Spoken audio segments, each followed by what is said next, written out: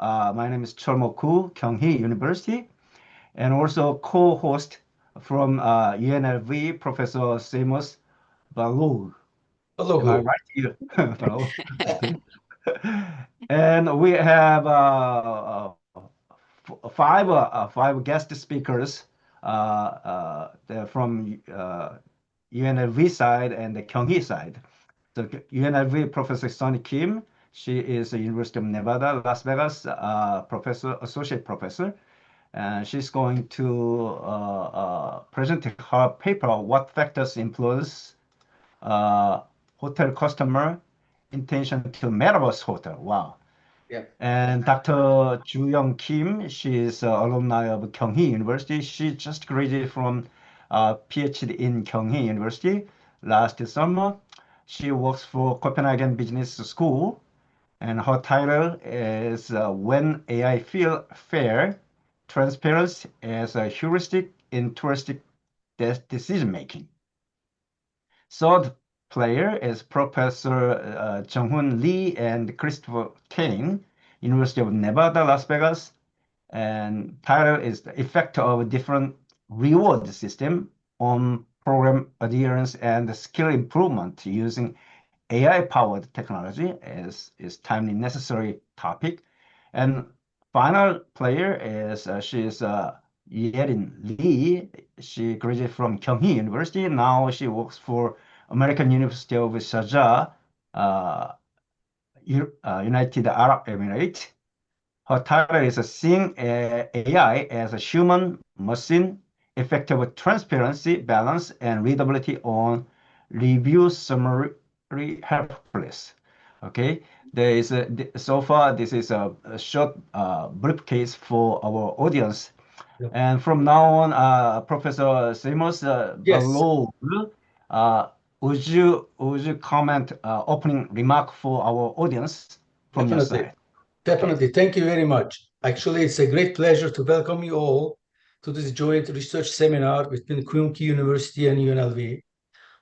We are very excited about this opportunity because it will allow us to exchange, the research, the ideas, and also, the some, the knowledge, between the two, the universities in mainly. And we also hope to have that will begin, like I hope to begin what we will hope a long-term relationship and productive collaboration, between our institutions.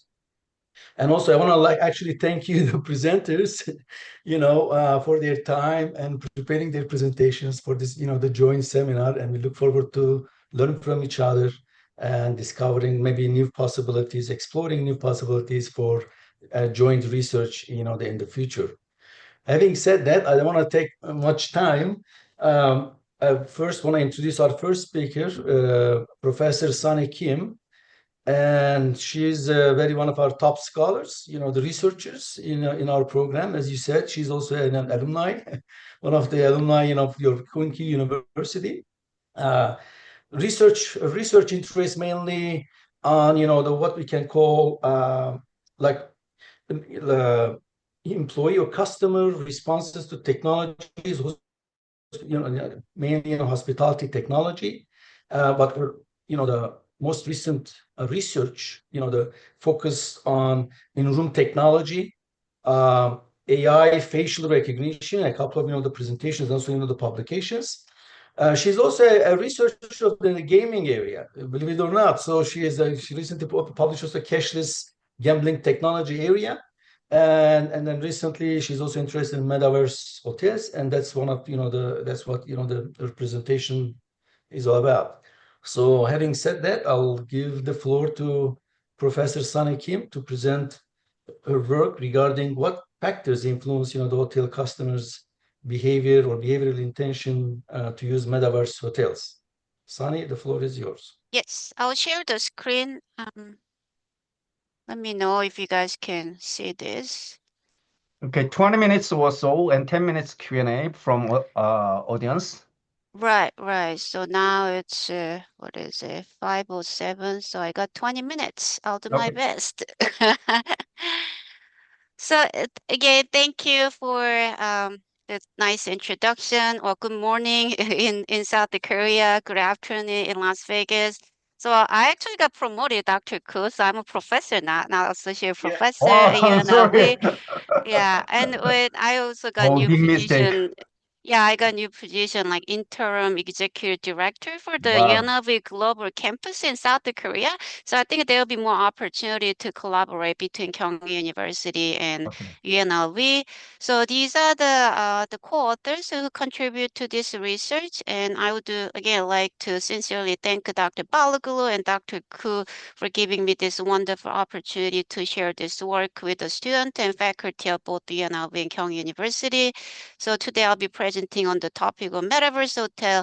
And in this study, we investigated the key factors that influence the customer adoption of a Metaverse hotels. Have you ever heard the Metaverse before? Please raise your hand if you have heard about it. No, Seyhmus, no.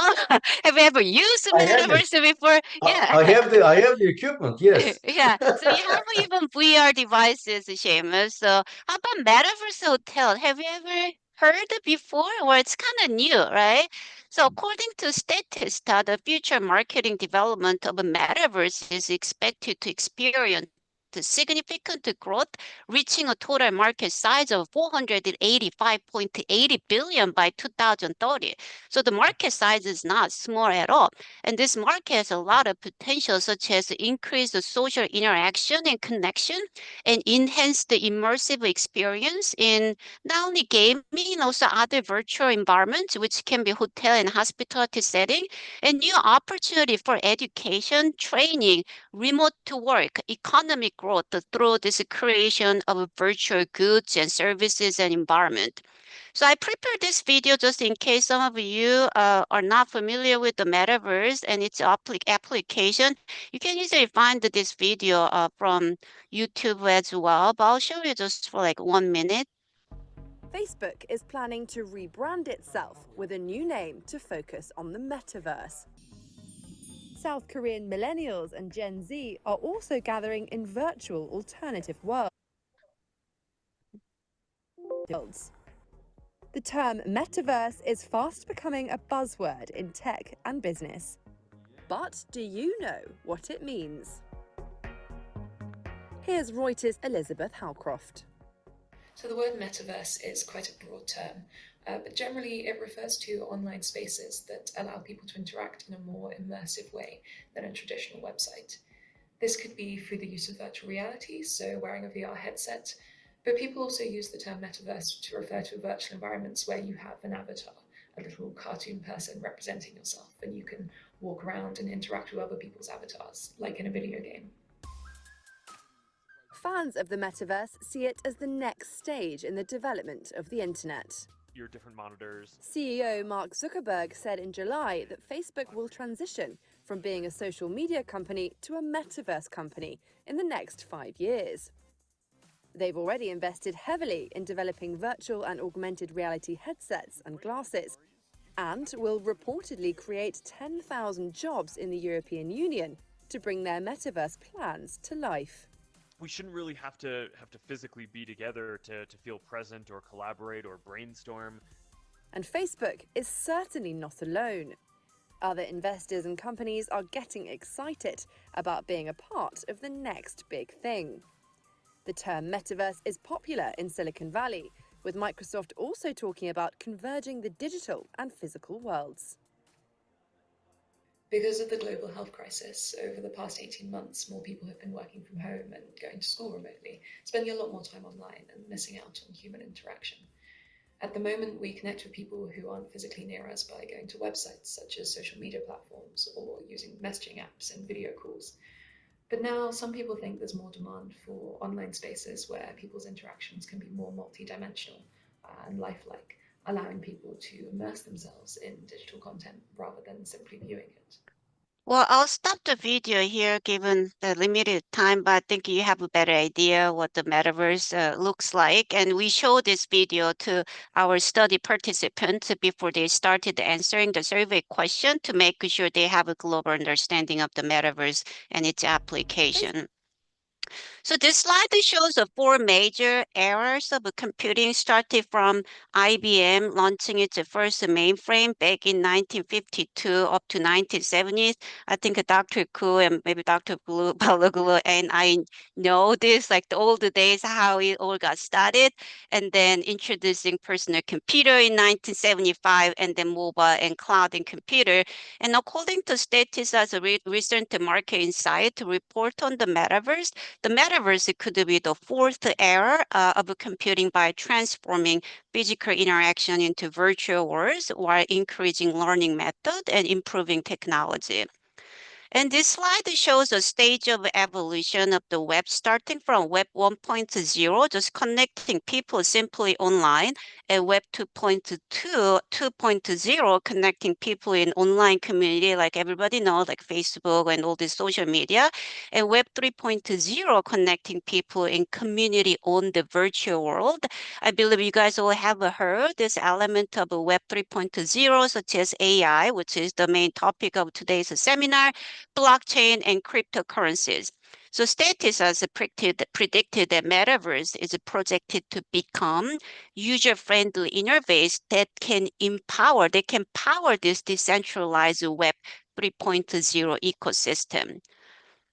I also read this article. We just saw the Meta's video, and I read this recent article last week that Meta is holding a pop-up store at Wynn Las Vegas to showcase AI glasses and give a customer the chance to experience and purchase AI glasses in person. And this Meta AI glasses range in capability. So some simple capability will be Bluetooth speaker, 3K Ultra HD cameras, but others can be more focused on sports-oriented classes, offering some insight into sports performance, as well as the fanciest one. I think that's a display design, which has this tiny transparent screen inside of the glasses with the translating, video calling, message checking, and response options built into these glasses. The price ranges also lower than I expected, from $299 to $799, and these glasses are designed to bridge the physical world and digital worlds, making them ideal for futuristic hospitality concept like a metaverse hotel. As you saw in the video, the metaverse could be defined as a virtual environment that people can go inside of rather than just simply looking at on a screen. So more comprehensive definition could be an interoperated persistent network of shared virtual environment where people can interact synchronously through their avatars with the other agent and object.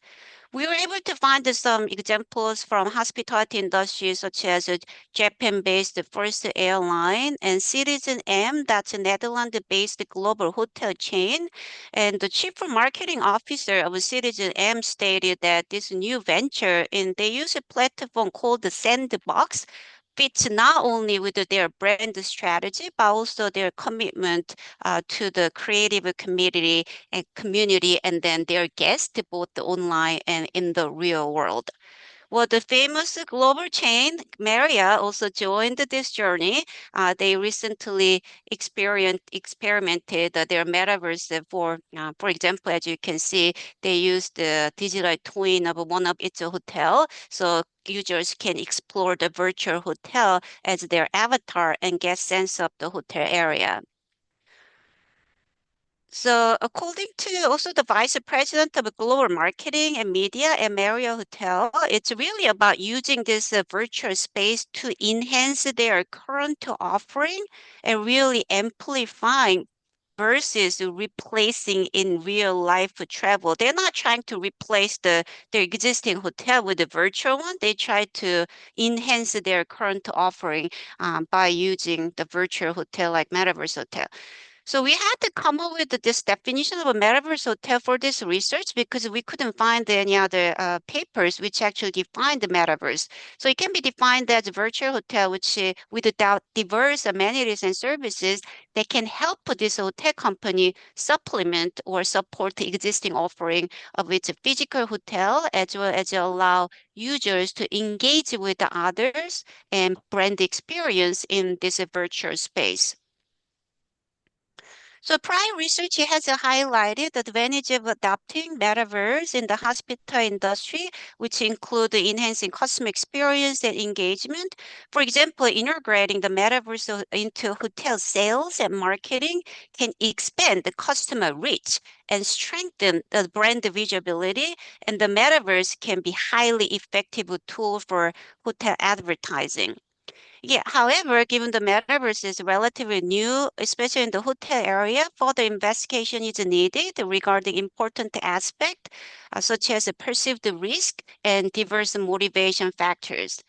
So while previous study has identified such as privacy and health risk as key concerns associated with innovative technology like this, these issues remained largely unexamined in the context of metaverse within the hotel domain. So therefore, to address this existing research gap, we aim to explore the key factors influencing customer acceptance of a metaverse hotel, which include those.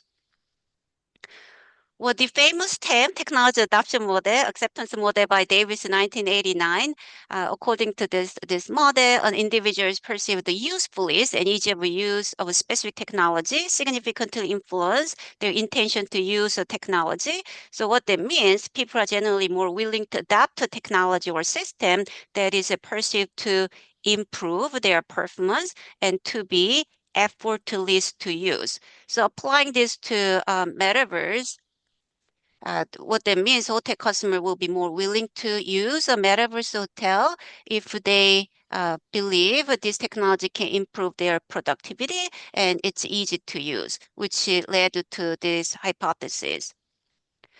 So role-playing motivation in virtual world refers to enjoying being someone else. I want to put myself in every character. I created this using Copilot and I'm like, how fun it would be, I can be like robot or some sort of like different characteristic. So in the virtual world, they can have something different from their real characteristic and roles. For example, a prior study with the virtual world users revealed that one of the major motivations for using virtual world was to have new roles with a different personality by trying diverse avatars. Another study found that virtual game users believe that their avatar identification positively affected authenticity, which in turn increased their intention to play the game in the future.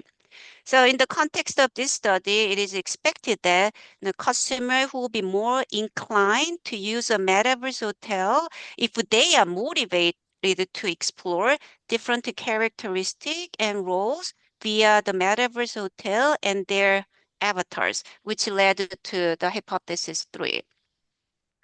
In the context of virtual world, the perceived health benefit refers to individuals' benefit that their avatars in virtual world can inspire the healthier behavior, such as exercising or healthier eating in the real world.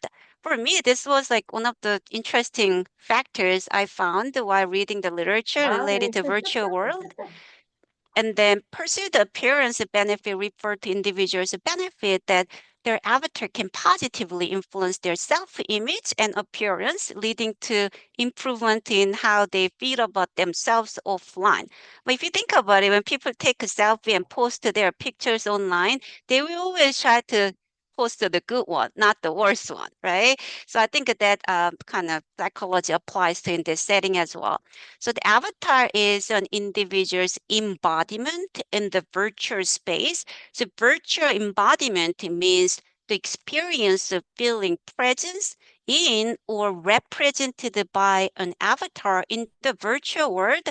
So it's a psychological sense that, oh, my avatar is me and I'm in this virtual space, although your physical self is somewhere else. And you are, of course, not an avatar, but people kind of tend to relate to themselves to their avatar. And Haley's also argued that to varying degrees, this virtual embodiment is meaningful to individuals' offline behavior and well-being. So I created these avatars using Copilot, but believe it or not, after I created my avatar doing yoga, actually I did it.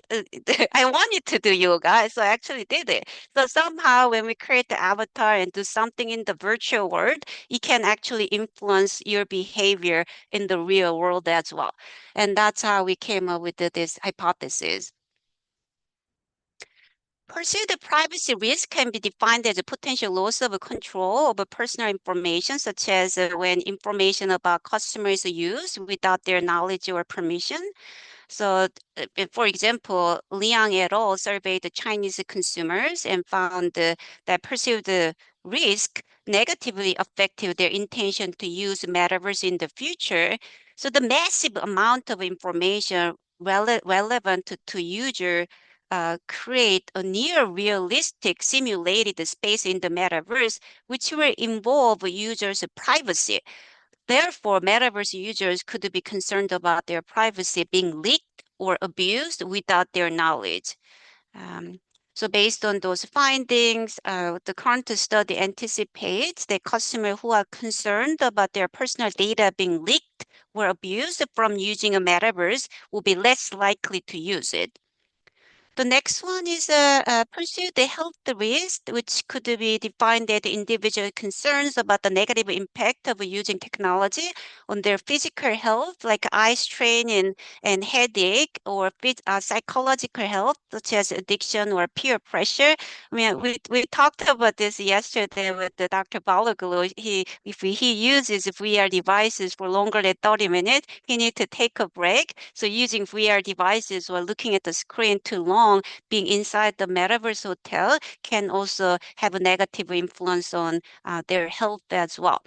So customers who are concerned about such a health risk associated with using a metaverse hotel will be less likely to use it, which led to the last hypothesis. So based on affirmation, the hypothesis, we developed this research model. And we tested it with 843 U.S. residents who stayed at a hotel in the past 2 years. We used a quarter sampling to match samples' age, gender, percentage, similar to those of a U.S. population. And the online survey included a scenario describing how customers will experience a metaverse hotel, in particular full-service metaverse hotel, which provide diverse amenities such as restaurants, shows, and casino. It was a more inaugural resort setting. And they watched the video I shared at the beginning. And then the development of the survey was grounded in the existing literature that were discussed in the prior slide. So this is the profile of the survey respondents. As you can see, the respondents include diverse groups of customers in terms of their age, gender, and education. So after confirming the validity and reliability of measurement model, we use the structure equation model to test hypothesis. And as you can see, the finding revealed that customers pursue the usefulness and ease of use of a metaverse hotel positively and significantly influence their intention to adopt it. Additionally, both the role playing motivation and then pursue the health/appearance benefit positively and significantly influence the hotel customers' intention to use metaverse hotels as well. On the other hand, the customers perceive the health risk associated with using metaverse hotel had a significant and negative impact on their acceptance levels. Interestingly, perceived privacy risk did not have a significant effect on their intention to use metaverse hotel. So this study contributes to the literature related to hospitality and immersive technology. This study validated the two constructs in the famous TAM within the emerging context of metaverse hotels, suggesting that the TAM is a robust model adaptable to immersive and avatar-mediated spaces. Second, our finding enriches motivation theory by suggesting that identity experimentation, self-improvement, and virtual agency are powerful psychological drivers in adoption of immersive hospitality technology like this, or VR, or it can be AR. The finding shows that perceived health risks, both the physical and psychological, can have a negative influence on metaverse adoption, echoing Bauer's original notion that perceived risk can outweigh perceived utility as well. The interplay between TEM, motivation theory, and then perceived risk theory, we combined all these three theories to develop the research model that suggests a need for a more integrated adoption framework that blend utilitarian, hedonic, and protective motivations. So moving to the practical implication, the fun part, right? I love to write the practical implication part because that's where I can be really creative and apply what I learned collaborating with the industry people. So based on the finding, we recommend the hotel operator and tech companies to strive to improve perceived usefulness and ease of use of metaverse hotels as follows. First, the hotel operators should emphasize features that let users explore metaverse hotel view rooms and simulate services such as spa dining meetings via their avatars, right? They can walk around and explore the hotel. This can transform hotel room and service selection into a more experiential decision rather than just clicking like the icons or using your mobile devices. Second, the hotel should promote real-time avatar interaction and streamline the services as time-saving and empowering. For business travelers, hotel can even highlight productivity gains, such as hosting meetings in virtual lounge.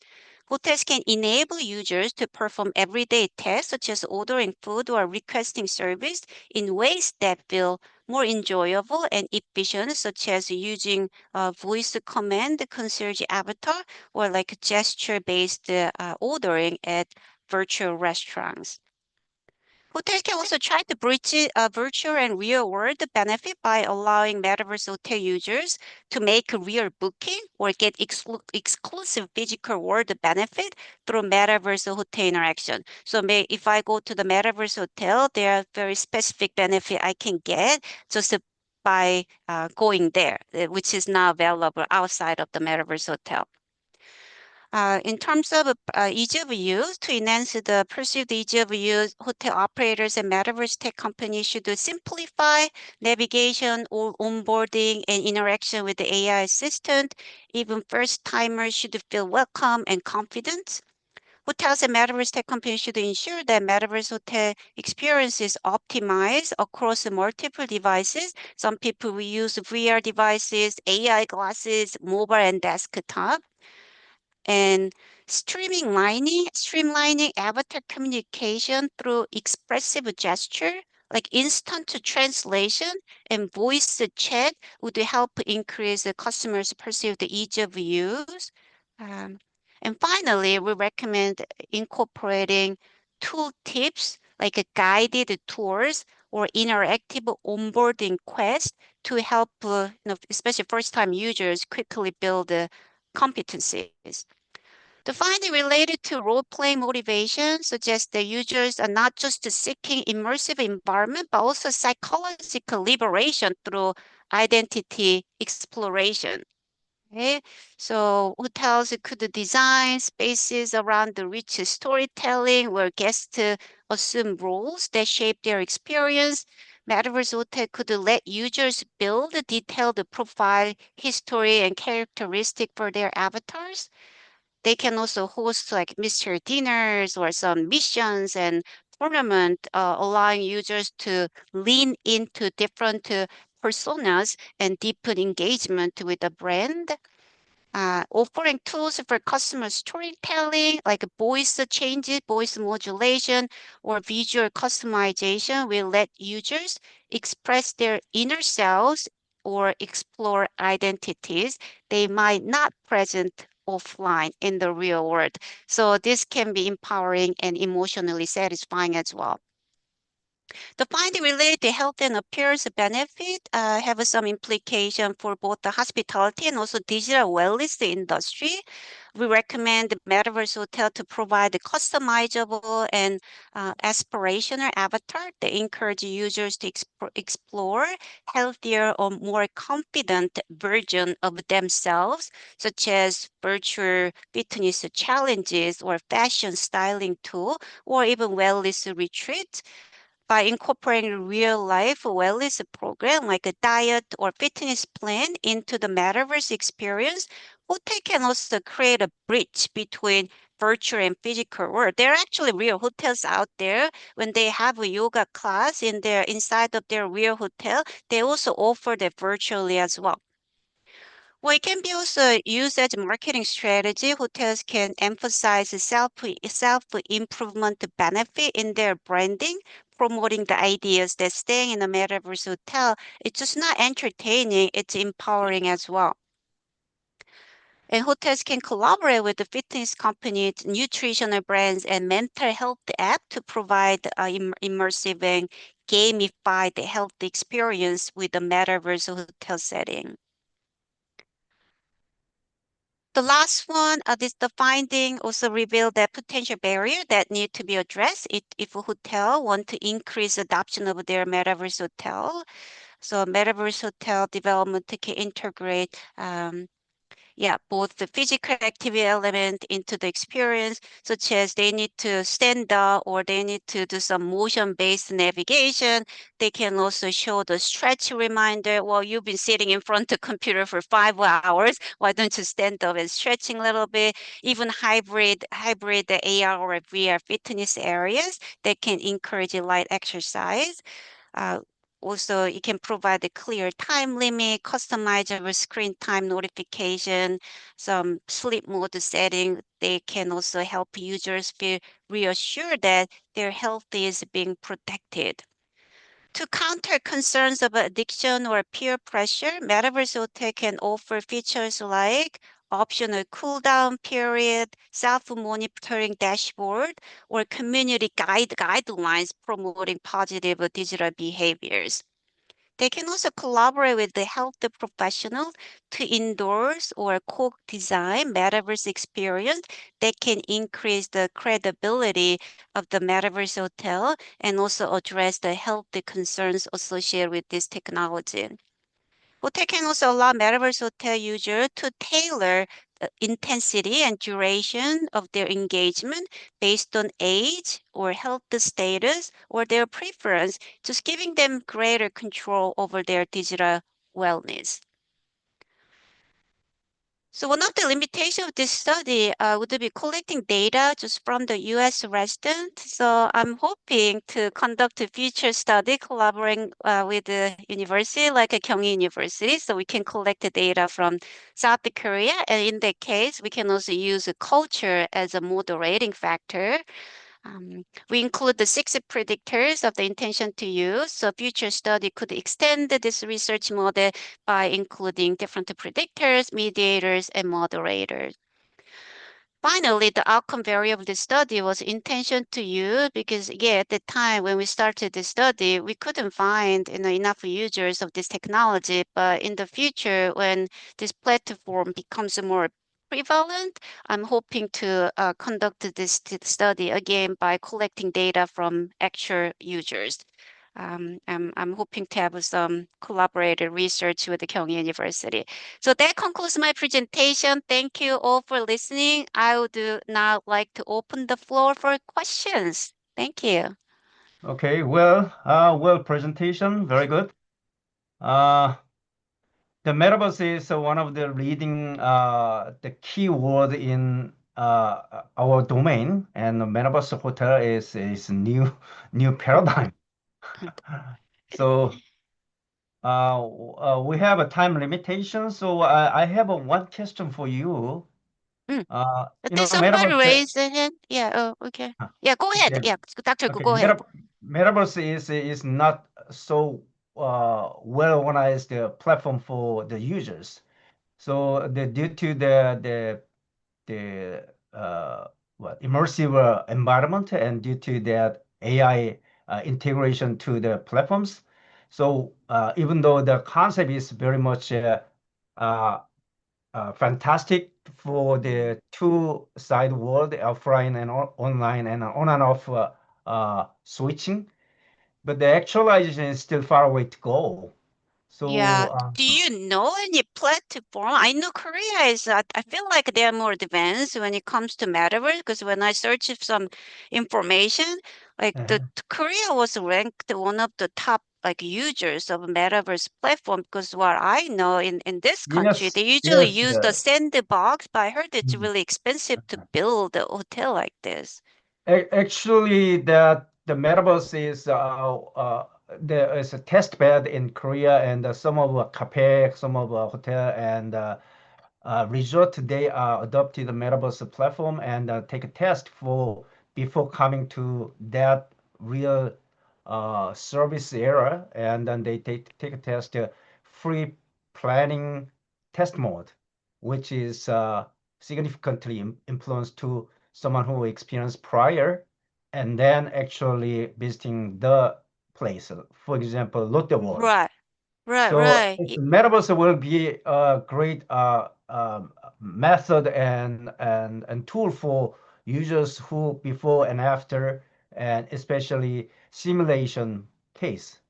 But Right. thing is, still is people not uncomfortable to adopt that metaverse platform, and still the people enjoy very much a two-dimensional the information processing rather than three-dimensional information processing, which is But not if you complicated. create avatar, it can still be 2 dimension. You don't have to wear any devices. You can still walk around, and you can just use a keyboard or mouse to control. So it doesn't have to be 3 dimension platform. So when you say 3 dimension, I think you're referring to wearing like VR or Yes, AI glasses, right? And that cost, and yes, that could but be one of the reason. Yeah.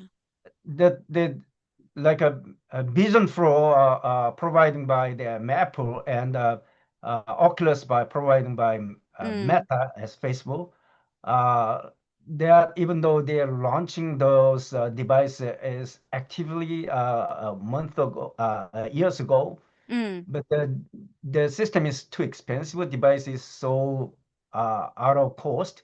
So probably it takes a couple of years to settle down metaverse What do you into. think about this new AI glasses by Meta? Because that's it, like, it's more affordable price range for normal consumers. If we can make that applicable to metaverse As you know, the setting. users all over the world and the smartphone users are still enjoy very much the app-based the systems, and rather than another extra Oculus or another extra, Vision Pro, which is so expensive and so not easy of use yet.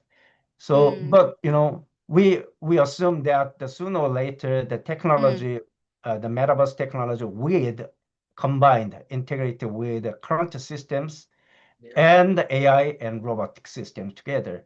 So those integrated systems and the interface systems definitely required to improve the metaverse in our domain as well as other healthcare domain together. But that system is an essential part of our future world.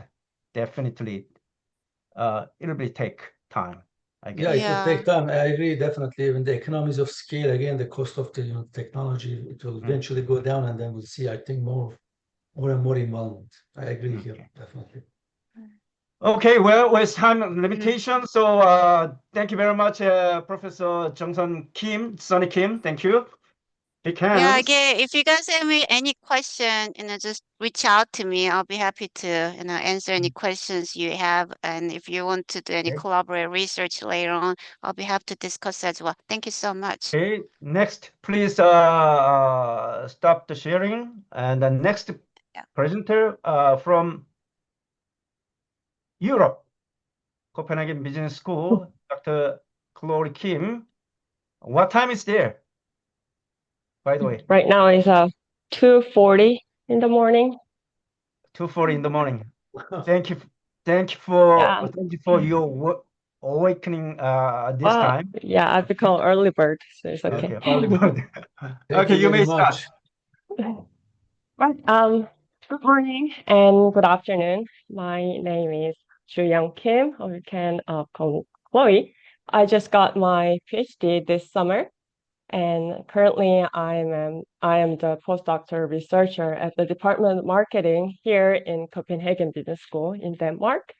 And today I'm going to introduce my recent research that I have been conducted together with Dr. Yerin Lee. I'm sorry, it was Yhee, and then Professor Koo. And the research is about how transparency in AI is helping the travel decision making.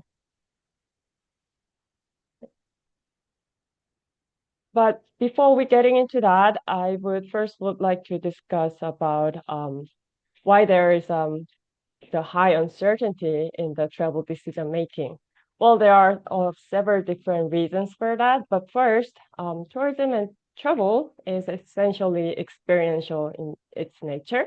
And tourism products and services are formed by the taxi, and sometimes that has a shaped by the place specific knowledges only shared by the local sellers. And since the tourism transaction has been moved online, there has been higher dependencies on the intermediaries such as Booking.com or Expedia.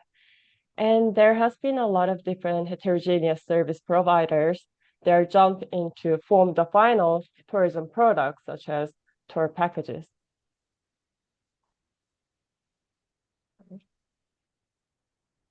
With such high uncertainties in the tourism decision making, then we would like to know how do the travelers and customers make decisions under the high uncertainties. And for that, we would like to introduce about our main theoretical framework, that is a fairness heuristic theory. The fairness heuristic theory is explaining how people use the fairness judgment and rely on the fairness information as heuristic, especially under the salient uncertainty. It is because the fairness perception of being treated fairly it helped the people to mitigate their perception of potential risk in exploitation in any kind of social relationship, such as it can be anyone, such as your friends, family, your boss, or teacher, professor, or even for the government. Because the fairness perception, they are promoting the trust and the perception of the fair treatment within the social relationship. So the people are looking for the fairness information when they feel that there's a lack of trust within the social relationship.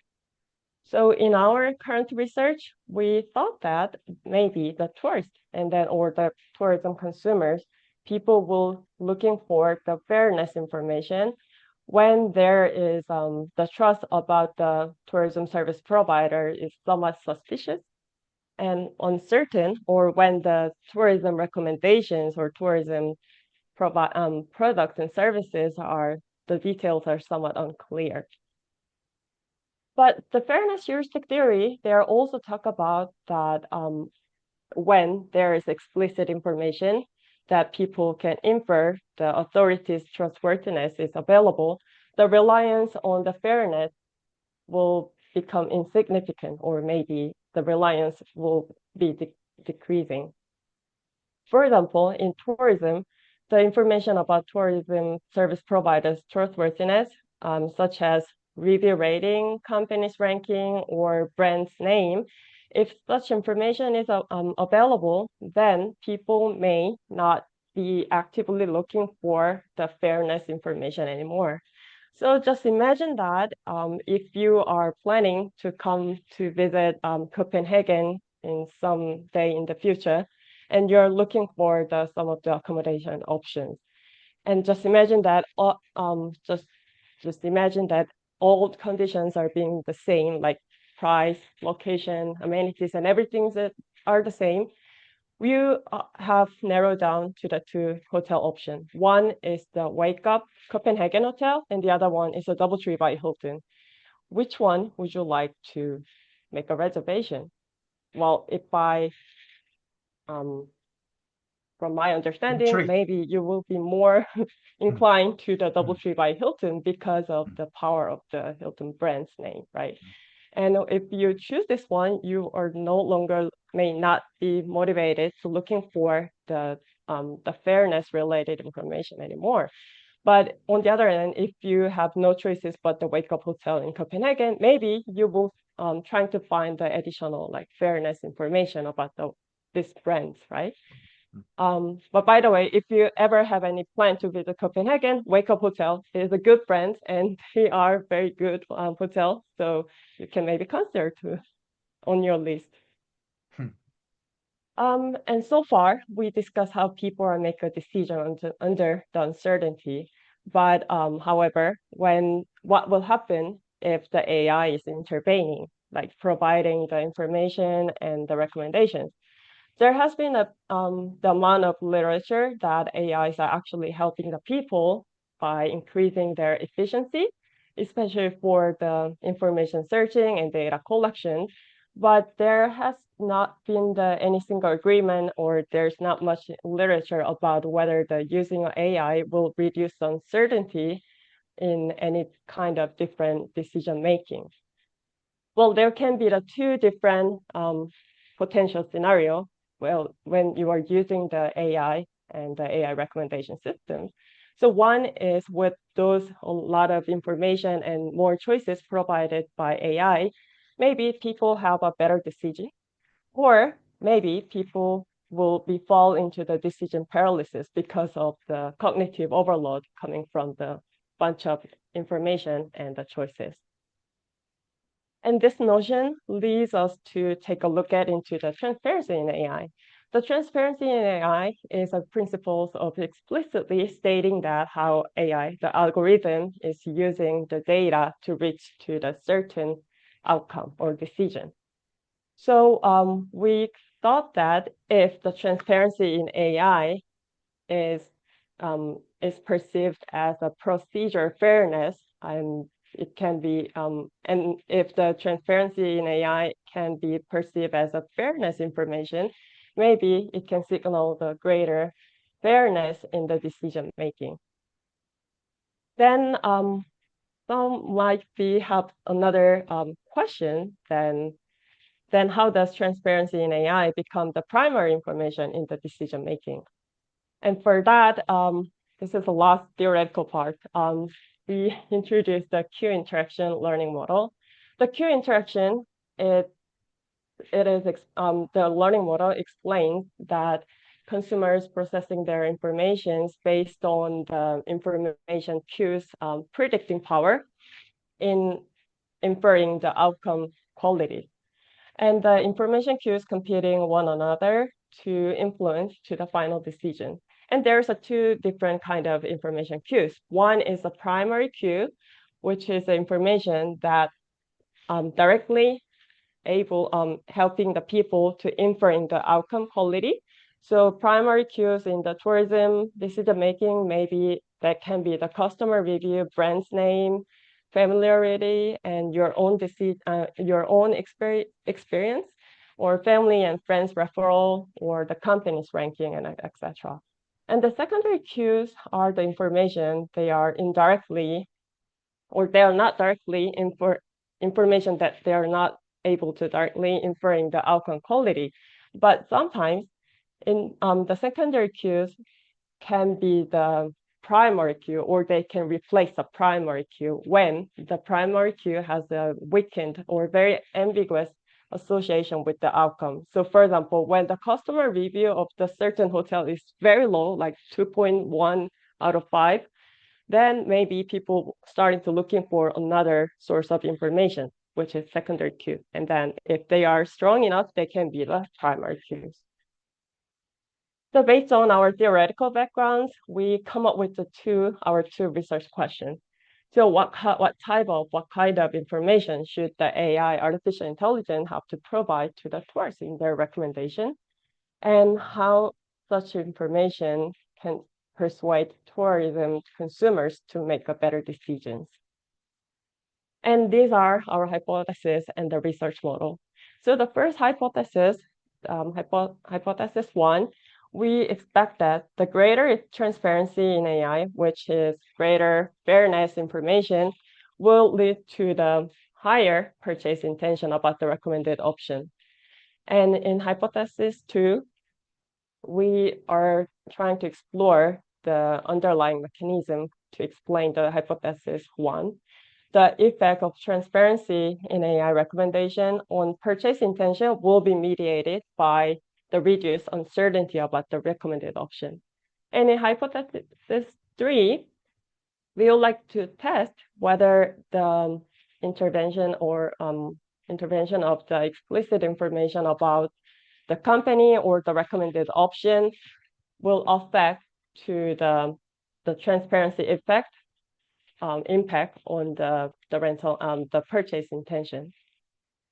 And to be specific, we choose the rental car, and then we involve the rental car as in our scenario and in our stimuli as the main stimuli, because the rental car is one of the tourism products that have higher uncertainty if you compare with the hotel or train or airline purchase. So our independent variable is a transparency in AI recommendation, and mediator is uncertainty about renting a recommended car. First moderator is a review rating on the rental car, and second moderator is a car rental company's ranking, and then result variable is a rental intention. We collect the data using the cloud research platform, and all the studies were the online controlled experiments.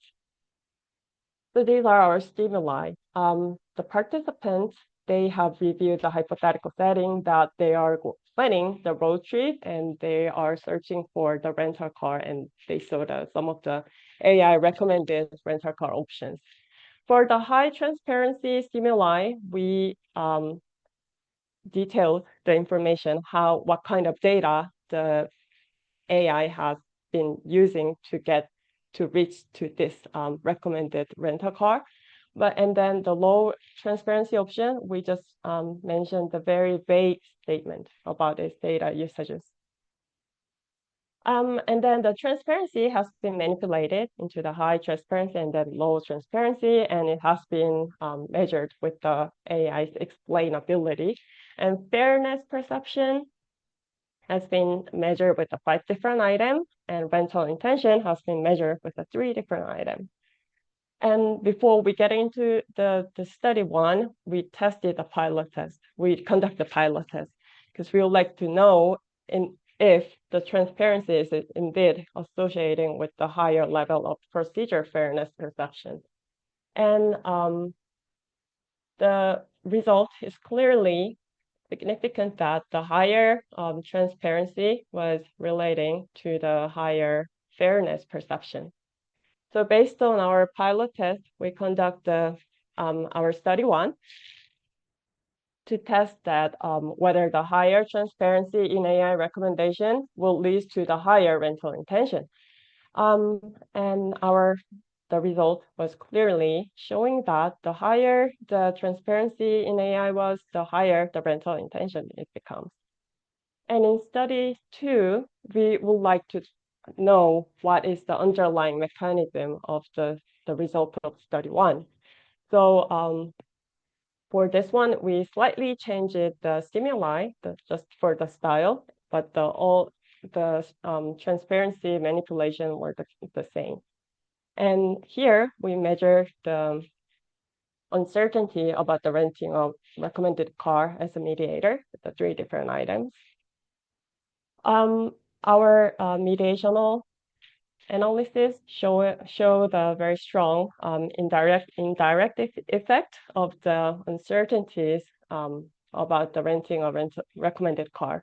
So when there is a high transparency in AI recommendation, the uncertainties become reduced. It leads to the reduced uncertainty about the renting a car, and then it eventually leads to the higher rental intention.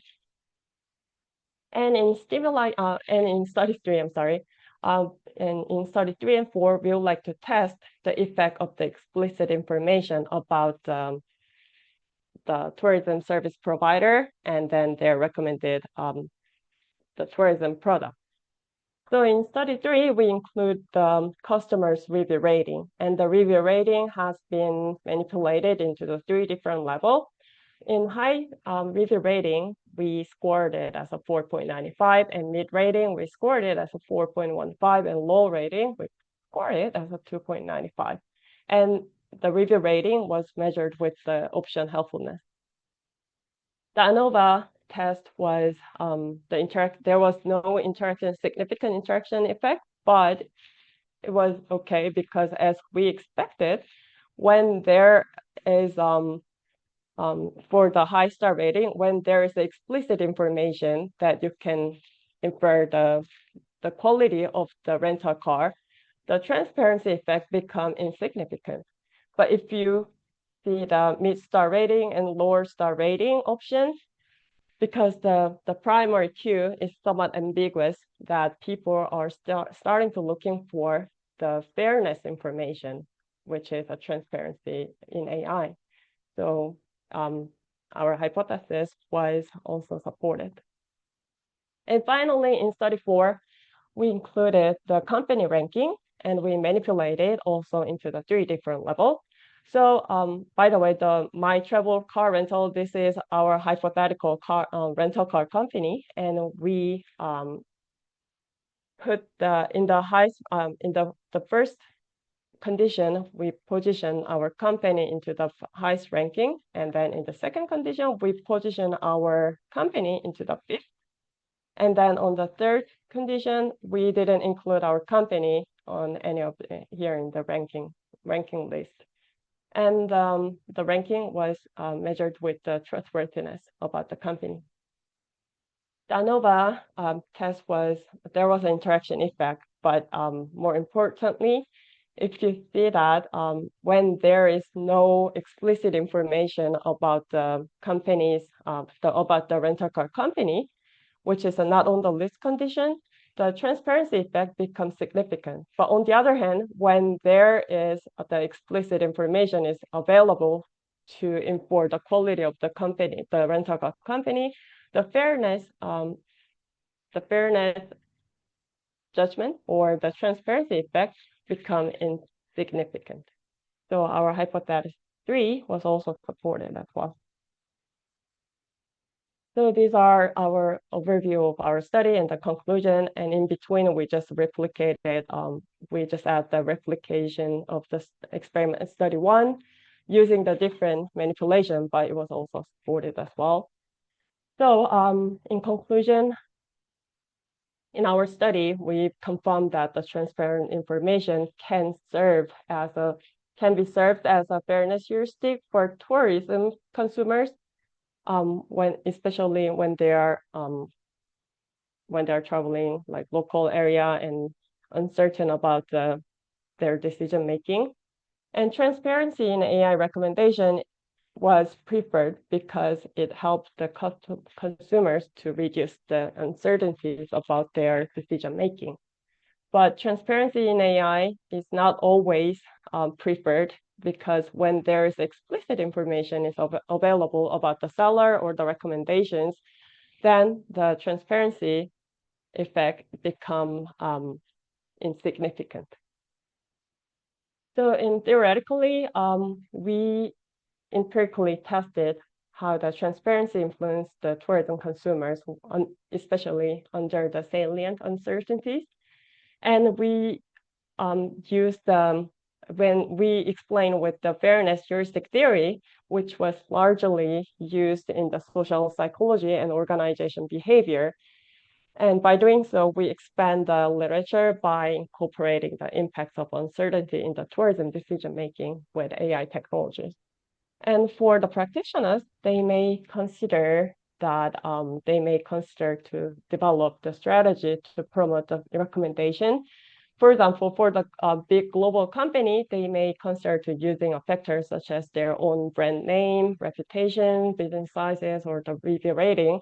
But for the very small local tourism service provider, because they don't really have that much big reputation or good, maybe they don't really have a good review rating, they may consider to using the transparency to enhance the consumers' engagement and trust. Well, we also have a limitation because, as you might know, that our studies are online. All the studies are online experiments, and it has a hypothetical setting. So if we can have any field data, that will be great for in the future study to increase the external validities of our findings. And for the transparency, we didn't really consider the ethics policies of each of the different business providers, but maybe in the future we can also consider some of the ethic policies of the businesses, and maybe we can further testing the transparency effect with that. And for the rental car, we didn't really test the impact of the brands, such as Avis rental car or the enterprise or etc., because of the nature of the rental car industry that has a higher uncertainty that people doesn't really care about their still, even though they are renting from the big company, they still have some uncertainties about the renting of the rental car. So this is it, and thank you very much for your attention. And if you have any question, I'll be welcome to answer your question. And if you have any feedback, I'll be more than welcome to take one. Okay, well, very good. Thank you very much. One or two questions for her, if you have any. Okay. Let me comment on this paper. Okay, good. Chulmo, I think about one thing. Okay, you mentioned, you did some, the manipulations, but maybe I missed it. So how did you, assess test the manipulation checks in your study? Because I think it was like a very small letters, like transparency. Did you? Yeah, I was testing with the AI's explainability. So for the transparency, in the stimuli, we wrote all the data, what kind of data they have been using for them to reach the certain the outcome, right? And then we are asking the people that if the information was the explanation and information was sufficient for them. And that was the manipulation check for the transparency. And I think initially you presented that you have some main reasons and some secondary or primary reasons, like I think then that reminded me, maybe you may use for your future research, just a suggestion, maybe elaboration likelihood, the model. Yeah. It's a theory. There's a central and peripheral routes. You can find it very useful for this type of research. I think it fits into your context. Right. Actually, I saw the when I do the literature review, I often see that the ELM as well, but I didn't really think about using it. But yeah, I can. I'll definitely use it in my future research. Just that would be great help. Consider. Yeah. Thank you. Thank you very much. Well, yeah. Go ahead. If you have time. First of all, great study. I mean, I really enjoyed listening to your presentation. Great job. And I mean, I think that AI transparency is such an important topic. Because I went to one of the like technology conference, and there were some executive they're talking about, now people don't Google anymore. They use ChatGPT when they plan for their travel. So all these like hoteliers, they try to find the ways to, bring customer who search their hotel using ChatGPT to their website, right? So if they are not providing transparent information on this like ChatGPT or Copilot or AI platform, the hotels are in big trouble, right? Yeah, but your study is more focusing on like one company's website. So maybe they are using kind of chatbot option. So let's say I go to that the rental car website and I can ask for the recommendation, right? But I wonder how that can be applied to bigger AI platforms such as ChatGPT, because maybe that's how travelers will start to searching when they go to a new area. What kind of rental car places do you recommend if I go to, let's say, Seoul, South Korea? And the information provided should be also transparent too. And I mean, if you can address that question, I think that can be very useful for practitioners. Yeah, I mean, that's something kind of came up to my mind when I was listening to your presentation, but I totally agree with you. I think AI should be more transparent, and I think your research area is very promising. Thank you. Thank you very much. Well, yeah, okay, thank you so much, because initially our target was starting from the intermediaries like OTAs, because like OTAs like starting to use ChatGPT, and they are using very vague statement before, like for example kayak, they only say that because you're seeing this option because our scientists thought about that would be the great option for you. They're just like literally mentioning about that before. So that was a starting point for our research. But I totally agree with you. Now people are going to the ChatGPT directly first, other than the OTA, right? So yeah, I will also think about this in the future studies as well. Thank you so much for your feedback. Okay, good. Any from student side? Okay. Okay, very good. Actually, we are transition period right now from application-based system, which is embedded in smartphone, now to the, as you know, the AI supported or AI enabled and embedded in smartphone. So it's a huge paradigm shift from human users to the AI agent users. But actually, we are not proven conformly yet which factors influence factors and which variances may influence to users and forms. So this kind of a survey-based experiment study will give guideline for not only forms but also the public sectors and individual consumers as well. So the important thing is like Chloe Kim, she's recently published in Tourism Management and Journal of Smart Travel Research and the Annals of Tourism Research. So she's a strong candidate for the UNLV. So it's a great chance for you, UNLV. Okay. So she's just graduated from Kyung University, and these days with a great research record is paved the way for the PhDs to go global, definitely. Okay. Thank you very much. Yeah, thank you. Okay. Next, yes. Again, we have a team from UNLV as Professor Chris Cain and Junghoon Lee. Well, Professor Chris Cain is the director of a PGA university program.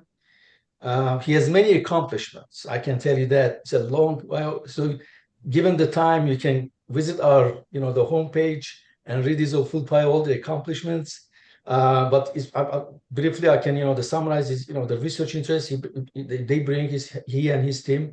They bring a lot of, the research, the grants to the college, and his research interests initially were club and then, the golf management competencies. But recently, I think he's focusing on, any sports science related to golf biomechanics. So that's why they use significant, the AI, the applications in their research.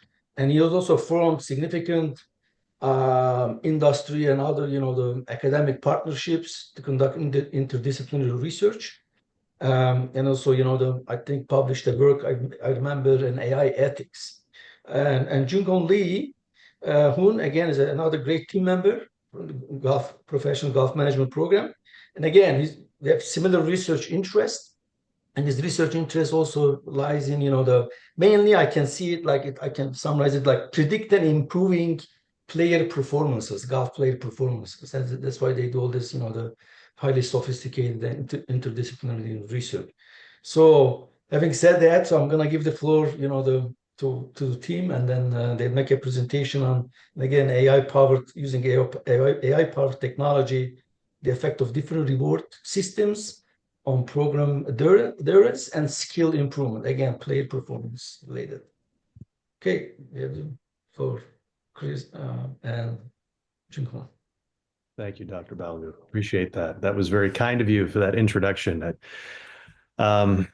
It's an honor to be here with you this morning, this afternoon, and this evening, all at the same time. We've really been blessed to be at UNLV and part of an entrepreneurial spirit. We've started the PGA program back in 2002. And in 2018, we extended to create and deliver a Center for Golf Management, where we're really focused on sport science research as it relates to golf biomechanics, as well as golf management as it relates to competencies and consumer behavior that's associated with the discipline. We have a great team here. We're a bunch of golf professionals by trade and academics afterwards. So we have a lot of industry connections. And what we're presenting with you today is really one of a three-step grant process that we have. It's a public-private partnership with a startup company in Nevada, a gaming company that's getting into AI and the use of this application in the game of golf. It'll start with golf, but it's likely to go to other sports and introduce skill-based gaming through gamification versions of different sports. So we're really excited to be able to share the first of three grants that we're working on. We're currently working on our second grant and have a commitment for the third the next year. So this is a very applied study aimed to try to support a startup company here in Nevada in their commercialization efforts. So Junghoon, if you want to share the presentation, we can get going.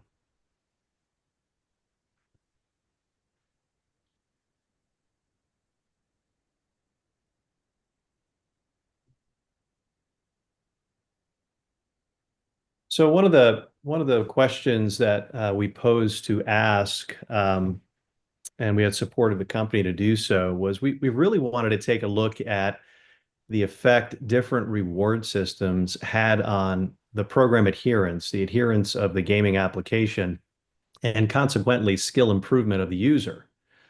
And by doing so, we had really a lot of fun doing this. Next slide. As you know, in your hometown, at least in Korea, screen golf's pretty popular. Off-course golf in the United States is just growing exponentially. In fact, off-course technology-driven experiences account for nearly 28 million participants. And they have a transfer rate right now of about 10% to the on-course player, which is encouraging. If you combine both the on-course and off-course players, there's about 45 million participants in the United States that are experiencing off-course in some fashion. And just over 6 million of those participants are using simulators exclusively, and that's up 73% from pre-pandemic levels. So studies have shared that simulators appear to strengthen interest in on-course participation for golfers who have used the simulators. Next slide, please. This gaming technology that has been developed by stewards of gaming technology in Las Vegas, they've commercialized over $10 billion of gaming products. So this startup company knows what they're doing in the gaming sphere, And they're looking to use this patented technology to gamify the game of golf. Now, through this simulation, golfers actually challenge themselves with the use of variable length targets, and the AI system will actually assess the player's ability in about 10 swings. And they have confidence in being able to put odds based on that AI assessment of the playing ability. And in doing so, those targets change in length and they change in size. And what we're finding from the study, which is really interesting to us, is that it increases intention of the golfer, increases their focus, and it gives them a stressful environment to practice in, which is very difficult to achieve in a simulated environment. Next slide. So the purpose of this particular study, we tried to focus in on a couple of things, and that was to truly investigate the different rewards. So no reward, a tangible reward, and a non-tangible reward on program adherence, meaning are they going to come back and continue to practice based on the reward types? And if this gamification application actually had an impact on skill improvement of the golfer. Junghoon? Yeah, so this study is created based on the contextual background using the self-determination theory, which explained how individuals are motivated. When individuals secure autonomy, competence, and relatedness, they're likely to be motivated.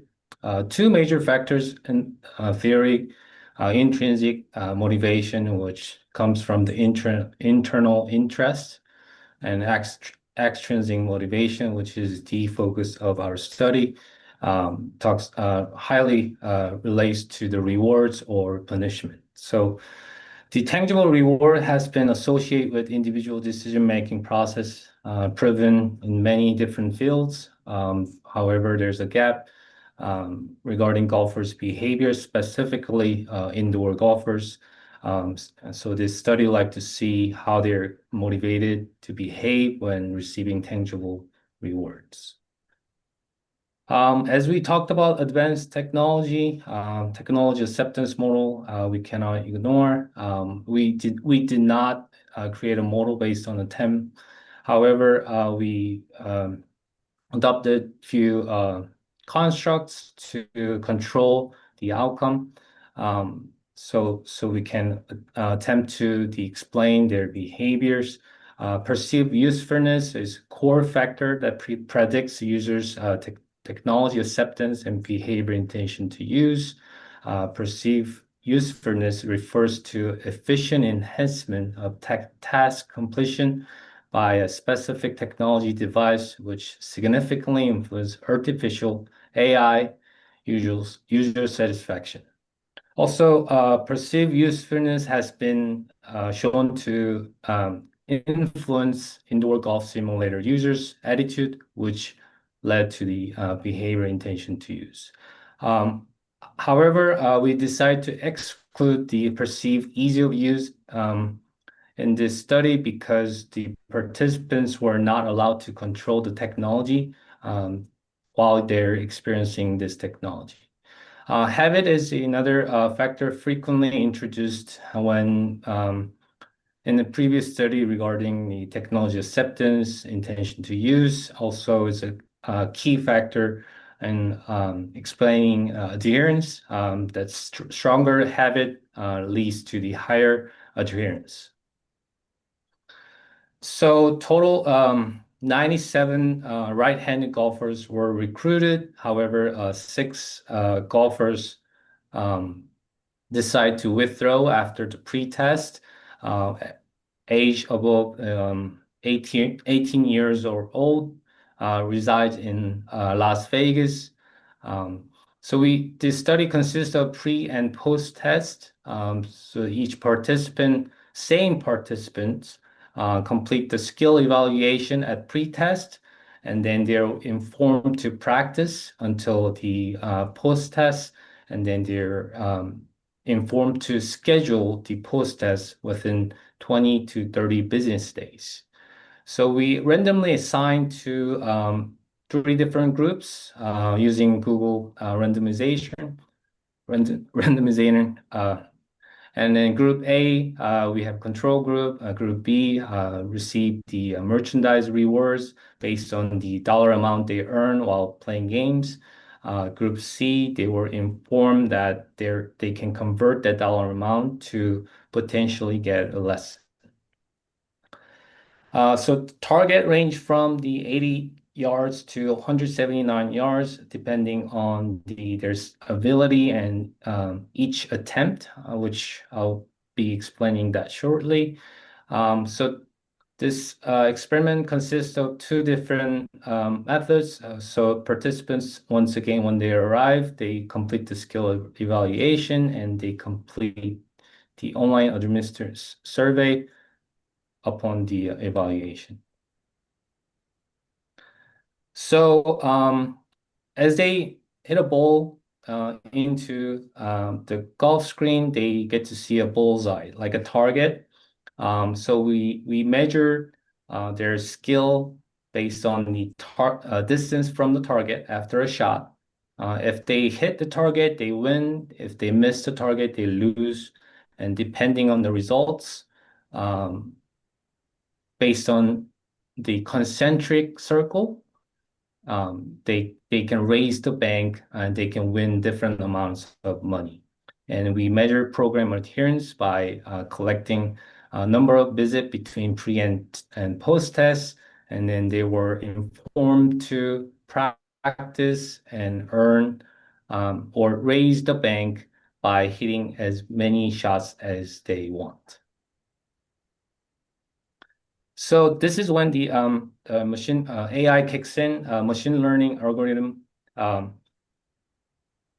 Using machine learning, the model predicts the lending distribution of these first 5 shots. So participants were informed to hit 10 total shots at pre-test and post-test. Same condition, and we had to reset for the post-test so the AI doesn't learn from the post-test of these individuals' ability. So once again, the model predicts the lending distribution of these first 5 shots based on the player's performance metrics. From that, the model recalculates probability of cumulative hit where the ball comes to rest. Marginal probabilities based on the cumulative hit probabilities determine the payout multipliers. A new set of target created after the 5 shots.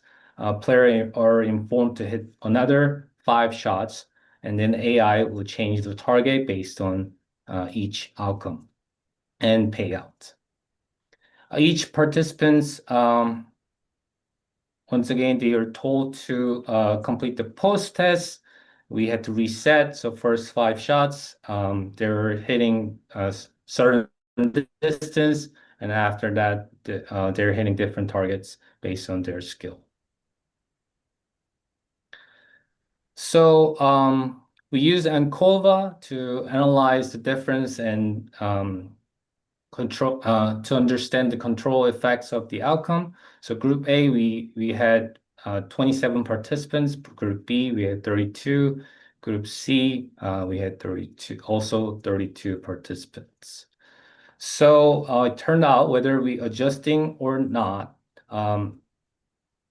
adjusting with the 10 factors and habit, Group B, which received the opportunity to earn the merchandise and opportunity to convert their dollar amounts to merchandise credit, they indicate that the greater program adherence.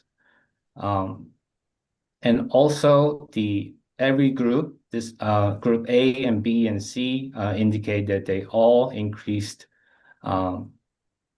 they all had a positive effects and skill improvements as the number of wins increased from pre to post. Average distance from the target decreased across all groups. So this shows that each group participate in the practice session between and pre and post test. despite the limitation of our center usage. So we have one simulator installed in our College of Hospitality. We open Monday through Friday, and despite those limited hours, participants were able to reserve a practice session for 30 minutes, and then Group B decided to hit most shots compared to Group C and Group A. And then all three groups made an improvement, once again, from pre to post test, the number of shots. As number of win increased from the pre and post test, the average distance from the target decreased across all groups. So the controlling the time factors and habit, Group A demonstrated significantly lower perceived usefulness than Group B and C. Group A had a decrease in behavior and intention to use compared to Group C, and Group B had increase in behavior and intention to use compared to Group C. These findings remain consistent after adjusting the model for shot performance metrics, which are club head speed, club head path, ball speed, the metrics we can get from the launch monitor that were participants were using. That leads us to some discussion topics and hopefully prompt some questions from the group. We determined that the tangible rewards of the individuals earning merchandise credit, which they can get golf clothes for, golf balls for, right in our shop, that positively influence program adherence. So that also has some practical implications for golf courses or facilities that want to adopt this type of application, and they could help generate funds and sales through the use of this application. Gamification was also associated with skill improvement. It didn't matter what type of reward type. The fact that the game itself helped increase intention and focus and perhaps a little bit of stress, where the player could actually focus on hitting a target where it mattered, whether it be for crypto points or merchandise credits or lesson credits, every shot they took mattered. And I think that has some implications practically moving forward. The AI-enhanced learning environment demonstrates that rewards positively influence perceived usefulness. So whether they're tangible or not tangible, rewards positively influence perceived usefulness through this application. The interesting point too, when we're looking at AI and the use of it in the golf industry, this particular application has the potential to provide performance feedback to the user and provide some training recommendations. Since participating in this study, we've launched a second study and involved the PGA of America. In fact, we're sharing locations now in Frisco, Texas, and UNLV and collecting data. And we feel like there's a real potential here to link this type of application to provide a prescriptive tool to teachers and coaches of the game. This is a great way for the consumer to have objective data on their swing and be able to share that objective data with their potential coach. So we're looking forward to using this application for PGA professionals alike moving forward. Future research has a lot of implications. Right now, we're examining different launch monitors. And the reason being is in order to commercialize this type of application and fully commercialize it, it has to be adaptable to different launch monitors that exist in the ecosystem. So we're currently underway on a research project to look at the similarities and differences among launch monitors in their performance metrics. So if we have launch monitor A that delivers a certain performance metric and it's different than launch monitor B, this system needs to know that. And we need to inform the algorithm, an AI-generated algorithm, to be able to normalize this data across different launch monitors. We may even look to have your help in a future research study that could bridge the divide between behavioral and motivational differences between an on and off course golfer. And that could be really helpful in the marketing application of golf being gamified. So with that being said, that's basically our presentation for today. It's short and sweet. It's very applied, and we hope to answer any questions that you may have. Okay, well, very good. Any question? Comment? Okay, well, yesterday, now we are midterm examination period, so I've been to yesterday the golf course. It's damn score. I need that system for curing my golf, score and forms. As you may know, Korea is one of the crazy golf, the fans and the energy is a motivation to go out, but the environment is not so well preparing for the golf users and golf players comparing to the United States. So this kind of a service system is very well applied for Korean users in Korean context. Beyond the American users. So these days is funny things. The Korea is the apartment complex. Whenever they build the apartment complex, they have put the online golf course, the golf zone system into the basement. Yes. This is part of the apartment complex. So many habitats and the people enjoy golf in online and the virtual game in the apartment. Yeah.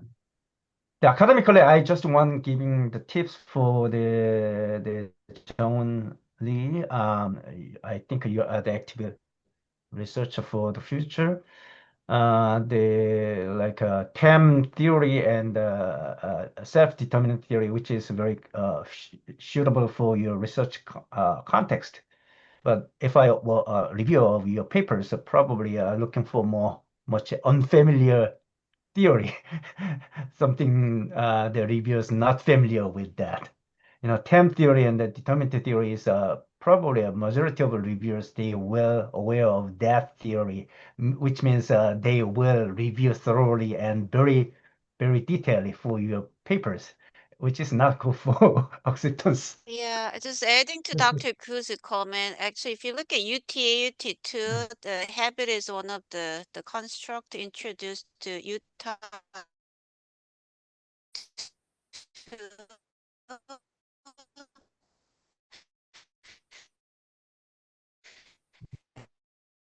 And then there are theory related to habit construct. So totally agree with also some journals. I would definitely focus on habit construct, add more theories related to that.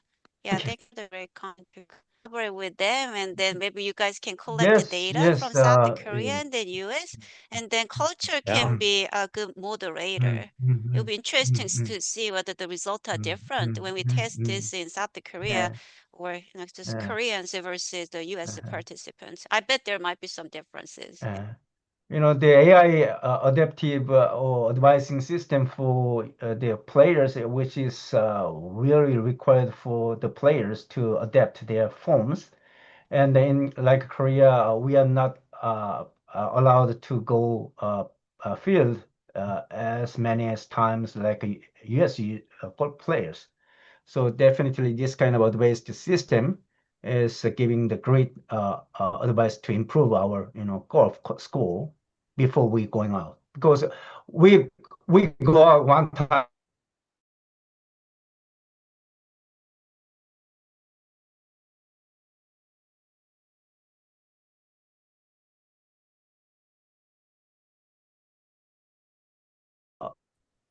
rather than US players. We will seriously go out the players and because we have to use a limited opportunity for enjoy the golf. Yeah, so do we. We work so hard at UNLV here. We don't get any time to play golf. You're living in heaven, but you don't enjoy the heaven. That's right. That's right. Okay. Well, thank you for those suggestions. I think something like a study in which we can do cross-culturally would be very, very interesting, not only for us, but our potential partner in the technology space. Okay, good.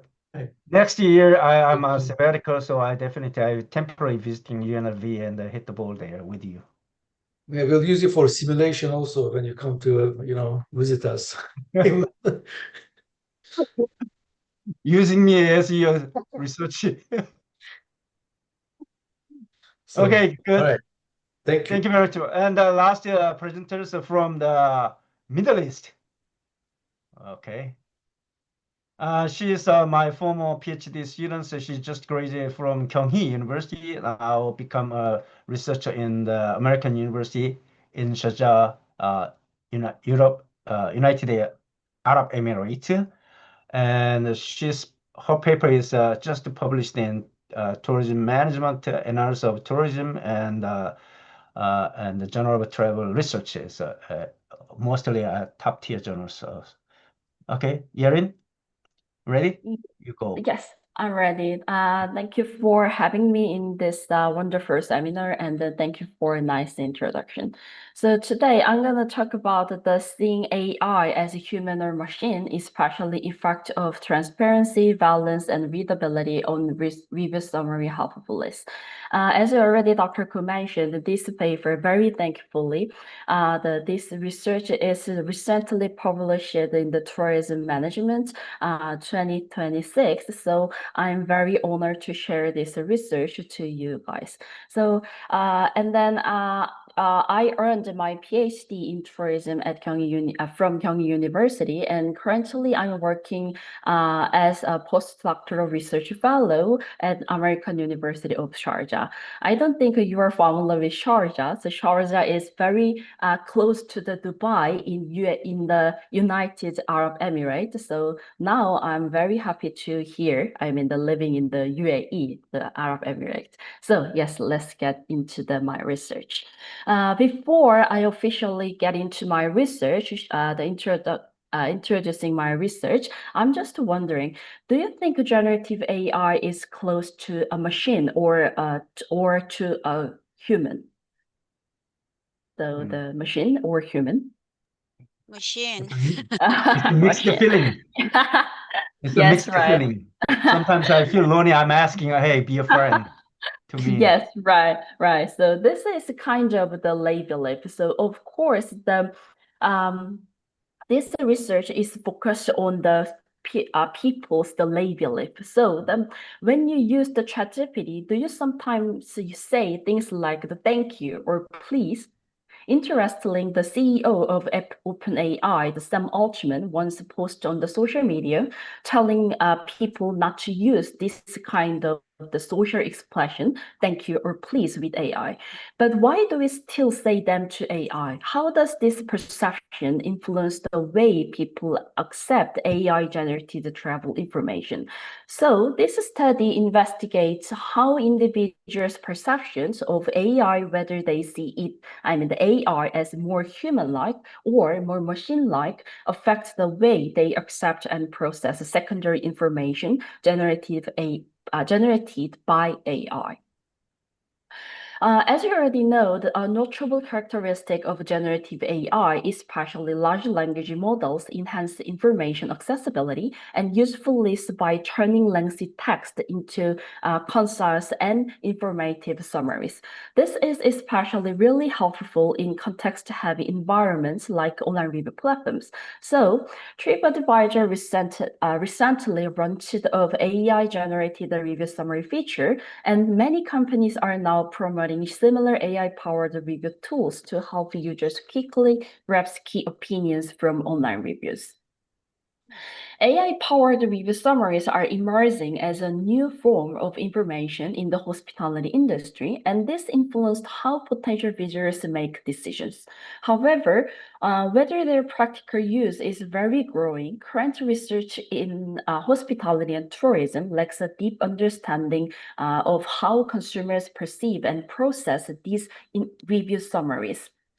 To address this research gap, we applied the computers are social actors data theory to examine how consumers perceive AI-generated review summaries. So have you seen this meme this one. So this meme is really interesting. So in here, someone said, "Hey Google, play us some music, please." So your friends asked, "Why are you being so polite to the AI?" So he said, "Just in case," like that. So like this meme, or as I already mentioned, do you think about why do we say like the please or the thank you to something we know it isn't human? So that's exactly the question of Gotha theory, and this helps us explore.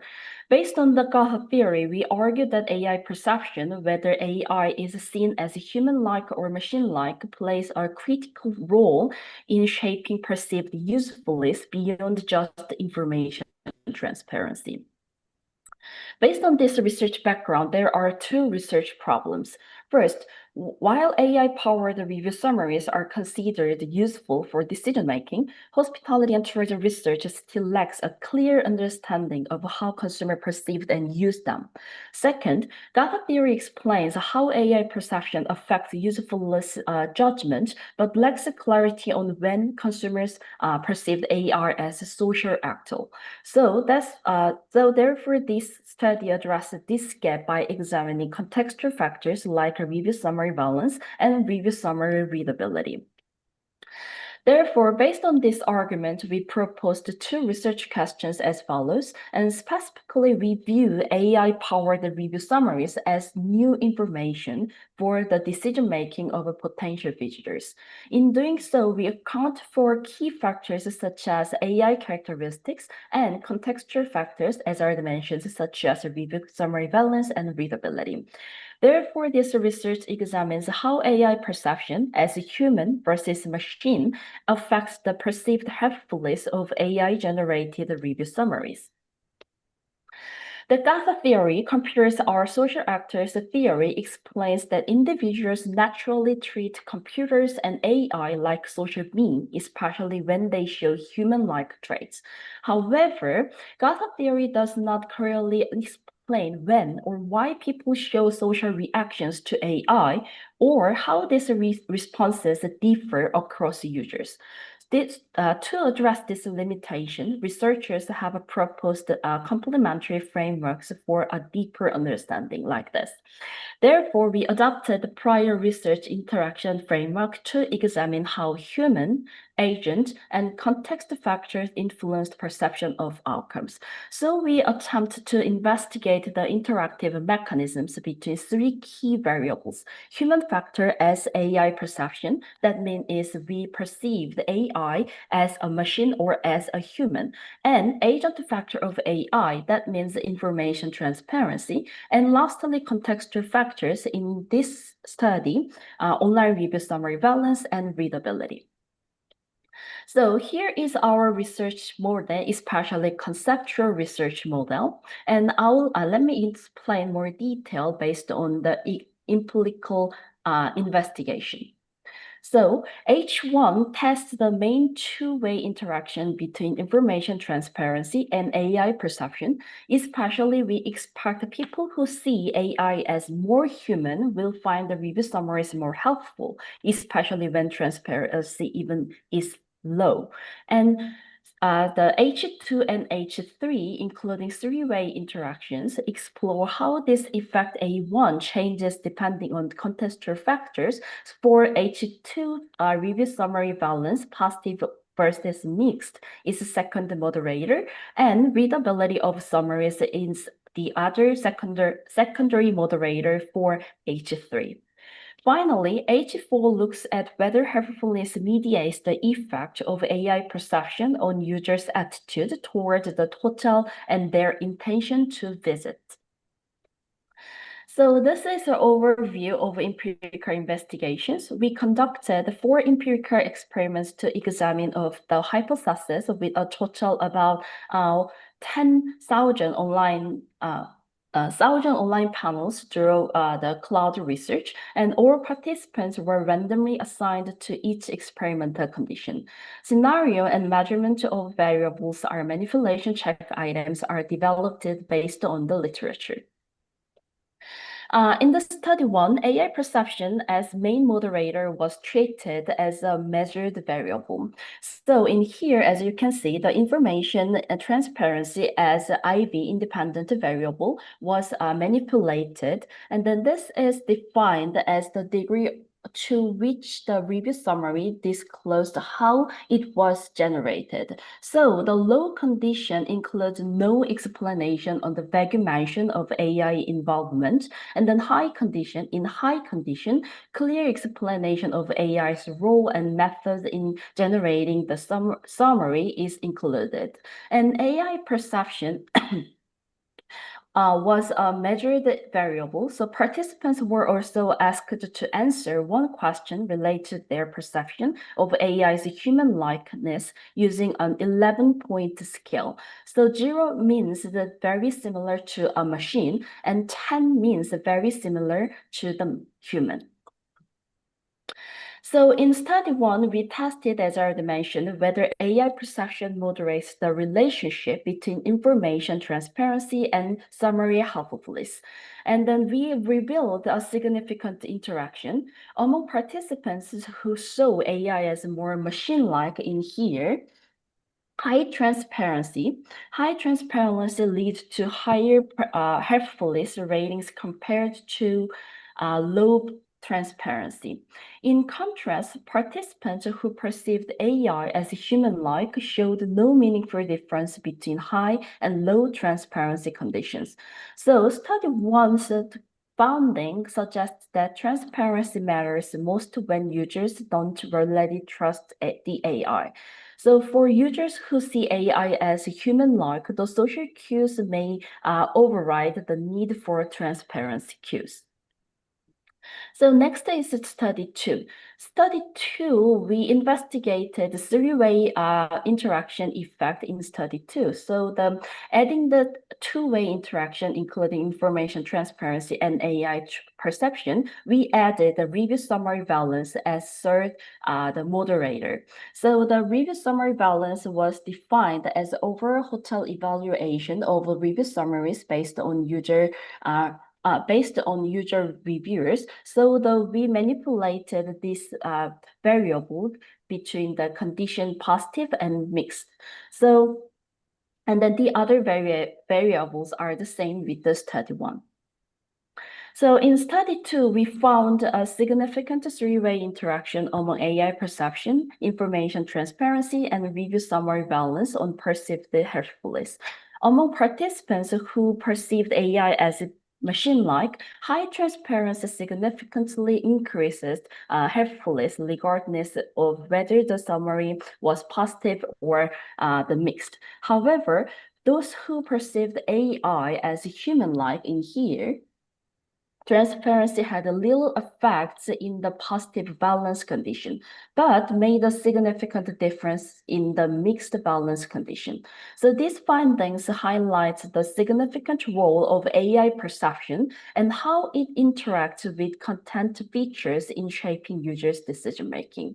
And it suggests that for mixed or complex contents like online reviews, designing AI with human-like qualities may enhance user evaluation even under the low transparency condition.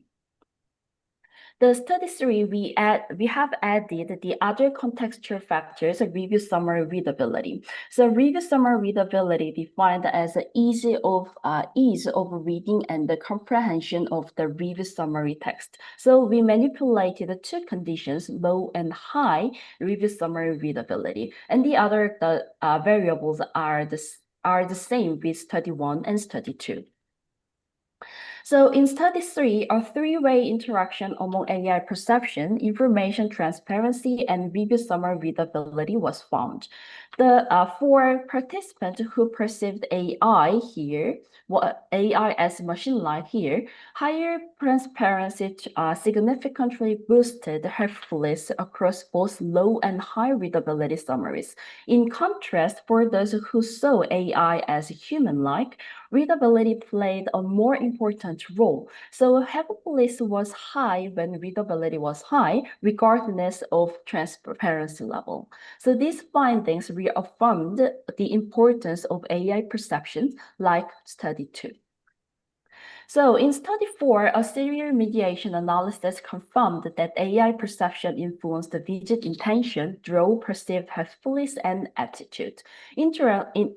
Interestingly, the direct path from AI perception to visit intentions was negative. That means the indirect effects drove helpfulness and attitude partially offset the negative direct effect.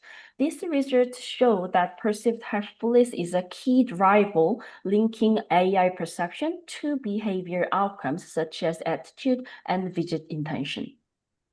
So this finding highlights that how users perceive the AI, whether as human-like or machine-like, shapes their trust, evaluation, and behavior responses to AI-generated review summaries. To enhance the effectiveness of such summaries, it is crucial to consider both the design of AI, especially anthropomorphism, and contextual factors like transparency, balance, and readability. So theoretically, this research makes two important contributions. First, it extends the Gatha theory to emerging domain of generative AI, and this research showed how users treat AI-generated review summaries as social actors in digital decision-making.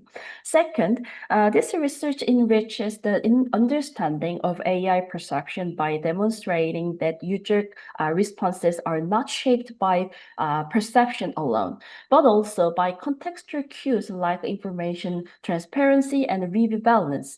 Together, these insights offer a more dynamic theoretical framework for how consumers evaluate and interact with AI-generated content in hospitality and tourism.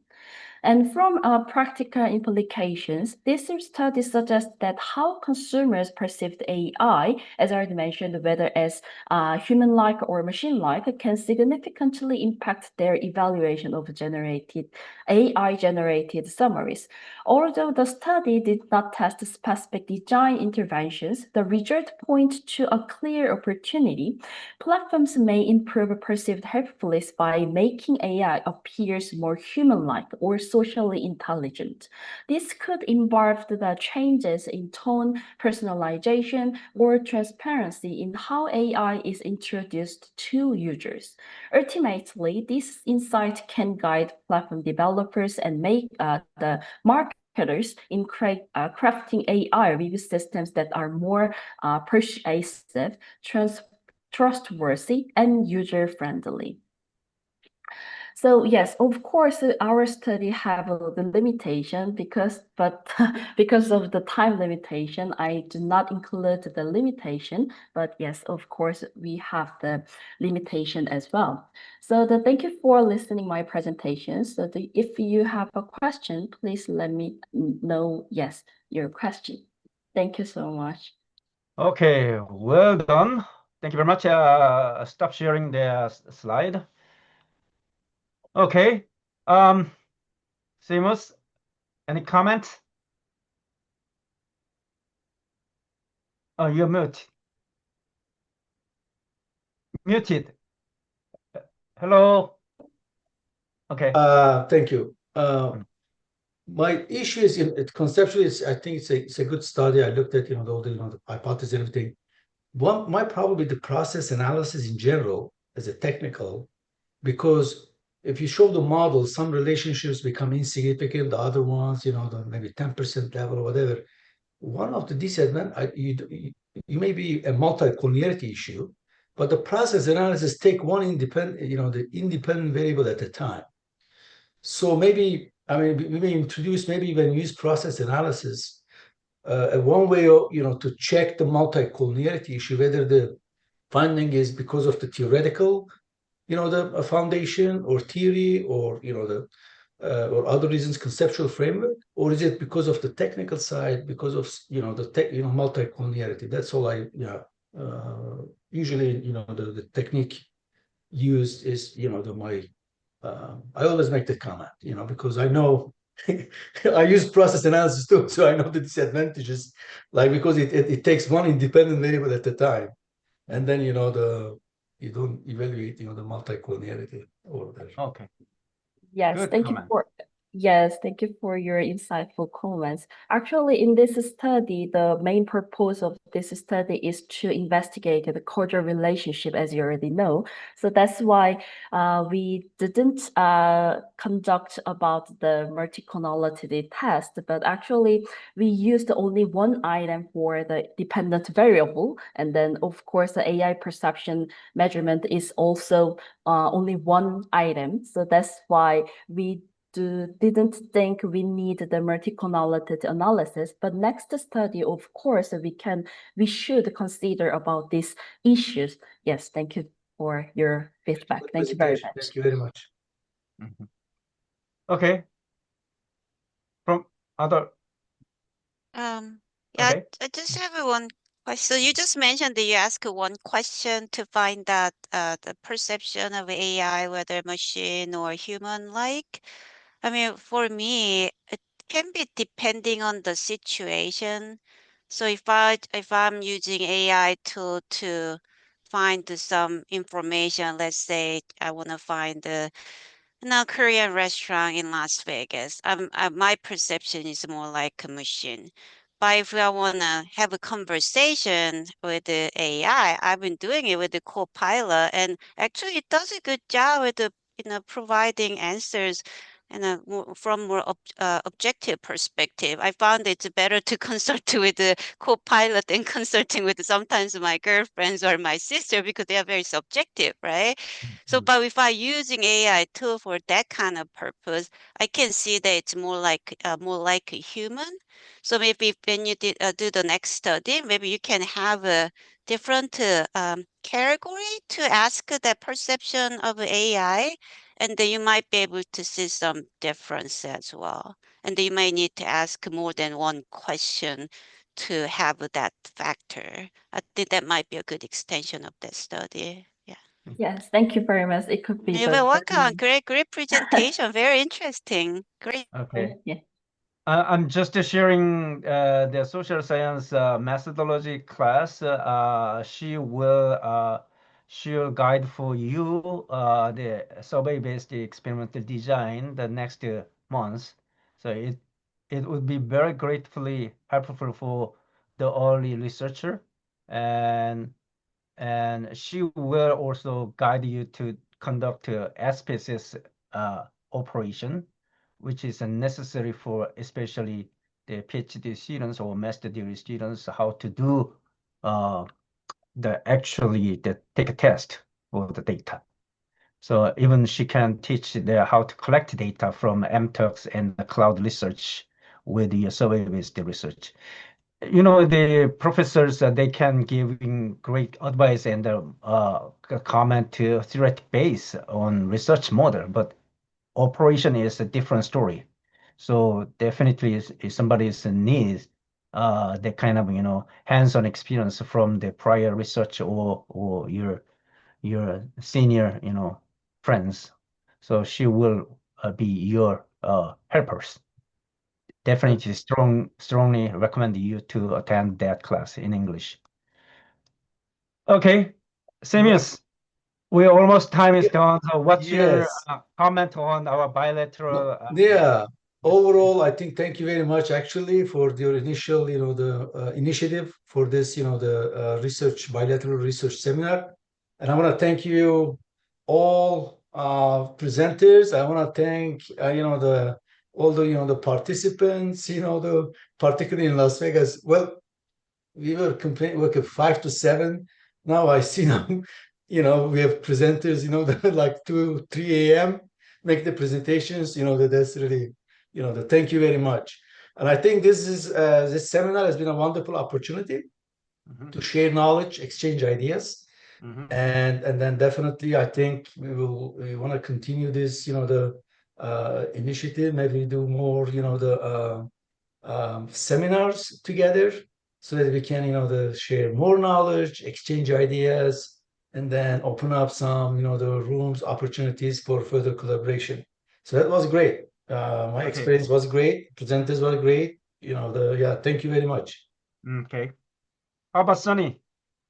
Well, I saw the participants was about 53 when we started, and now we still have 46 participants. That's amazing. I didn't expect that this many people would show up. So great job, Dr. Koo, and thank you so much, Dr. Baloglu, and everybody who showed up. And I look forward to seeing you in person or online someday. Again, thank you so much. And thank you, Dr. Cain and Hoon for joining this event. I hope we can have another seminar soon. So maybe we can invite a PhD student the next time. So we can plan for the next seminar and they will definitely let you know. Thank you so much. Okay. One last comment from Christopher Cain, Professor. Oh, I don't know if I can add any more to my distinguished guests here and colleagues, but I think it's just great collaboration. I mean, that's what we do here, at top tier universities, and we're all under constraints. We're all under research constraints. So it's great to be able to share expertise across different institutions and accomplish shared goals. That's what it's all about. So let's do some research together and let's have some fun doing it. Yes. This is a great milestone for the two-school collaboration, and